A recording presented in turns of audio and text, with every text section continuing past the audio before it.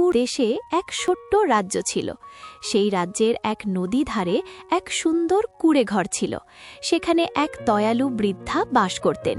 তার কাছে ছিল এক জাদুকরি পুঁটলি, যা দিয়ে তিনি যখন চাইতেন তখনই মজার খাবার আর সুন্দর জিনিস তৈরি করতে পারতেন। একদিন এক রাজকুমার সেই পথ দিয়ে যাচ্ছিল এবং বৃদ্ধার জাদুকরি পুঁটলির কথা শুনতে পেল। রাজকুমার বৃদ্ধার কাছে পৌঁছাল এবং তার জাদুকরি পুঁটলির গল্প শুনে মুগ্ধ হল। বৃদ্ধা রাজকুমারকে একটি মজার পিঠা খেতে দিলেন। সেই পিঠা খেয়ে রাজকুমারের মন আনন্দে ভরে গেল। রাজকুমার বৃদ্ধাকে তার জাদুকরি পুঁটলিটি দিতে অনুরোধ করল, কিন্তু বৃদ্ধা রাজি হলেন না।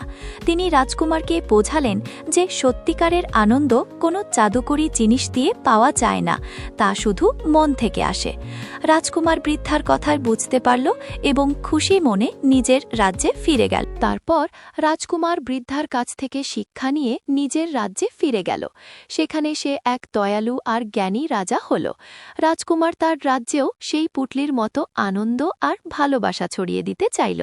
সে তার প্রজাদের জন্য অনেক ভালো কাজ করল, যেমন স্কুল আর হাসপাতাল তৈরি করা আর সবার মুখে হাসি ফোটানো।